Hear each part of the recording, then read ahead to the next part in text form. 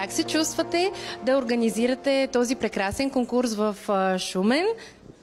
Здравейте, Код Fashion TV. Първо да подчертая, че съм изключително щастлив отново да видя вашия екип на територията на град Шумен. Чувствам се прекрасно, естествено развълнуван, защото за поредна година организираме този, смело бих казал, прекрасен конкурс. Един спектакъл на красотата и очаквам да видим кой ще е нашият избор, коя красавица ще е бъдещата носителка на титлата Мис Шумен. А като почетен председател на журито, какво за вас е най-важно в бъдещата носителка на короната? Какво качество ще бъде на преден план?